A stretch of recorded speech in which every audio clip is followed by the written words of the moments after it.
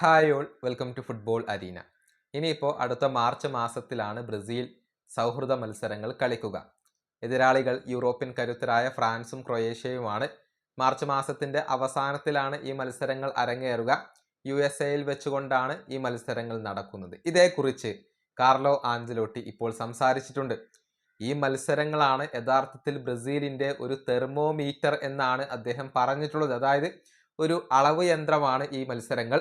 ബ്രസീലിൻ്റെ നെഗറ്റീവുകൾ എന്തൊക്കെയാണ്, പോസിറ്റീവുകൾ എന്തൊക്കെയാണ് എന്നുള്ളത് കൃത്യമായി തിരിച്ചറിയാൻ ഈ യൂറോപ്യൻ ടീമുകൾക്കെതിരെയുള്ള മത്സരങ്ങളോടുകൂടി സാധിക്കും എന്നാണ് ഇപ്പോൾ കാർലോ ആഞ്ചലോട്ടി പറഞ്ഞിട്ടുള്ളത്. അദ്ദേഹത്തിൻ്റെ വാക്കുകൾ ഇങ്ങനെയാണ്: അടുത്ത മത്സരങ്ങൾ അത് നമ്മളെ സംബന്ധിച്ചിടത്തോളം നല്ല ഒരു പരീക്ഷണം തന്നെയായിരിക്കും. വ്യത്യസ്ത സവിശേഷതകൾ ഉള്ള ടീമുകൾക്കെതിരെയാണ് നമ്മൾ കളിക്കുന്നത്. ഫ്രാൻസിന് ഒരുപാട് ക്വാളിറ്റിയുള്ള താരങ്ങൾ ഉണ്ട്. ക്രൊയേഷ്യ വളരെയധികം എക്സ്പീരിയൻസ് ഉള്ള ഒരു ടീമാണ്.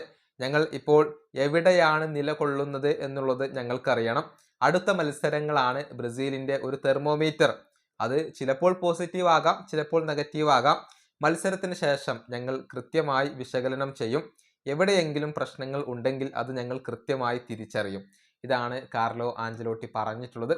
അതായത് വേൾഡ് കപ്പിന് മുന്നേ നല്ല യൂറോപ്യൻ ടീമുകൾക്കെതിരെ കളിക്കണം എന്നുള്ളത് കാർലോ ആഞ്ചലോട്ടിയുടെ ഒരു ആവശ്യമായിരുന്നു.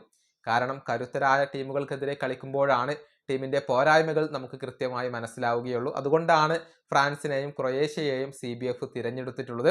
ആ മത്സരങ്ങളുടെ വിധി എന്താകും എന്നുള്ളതാണ് ആരാധകർ ഉറ്റുനോക്കുന്ന കാര്യം. ഗ്രൂപ്പ് ഘട്ടത്തിലും ഇപ്പോൾ വേൾഡ് കപ്പിൽ ബ്രസീലിന് ഒരൽപ്പം വെല്ലുവിളികൾ നേരിടേണ്ടി വരും. മൊറോക്കോ, സ്കോട്ട്ലാൻഡ്, ഹെയ്ത്തി എന്നിവരാണ് ബ്രസീലിൻ്റെ എതിരാളികളായി കൊണ്ടുവരുന്നത്. ഈ വീഡിയോ അവസാനിപ്പിക്കുന്നു. അടുത്തൊരു വീഡിയോയിൽ വീണ്ടും കാണാം.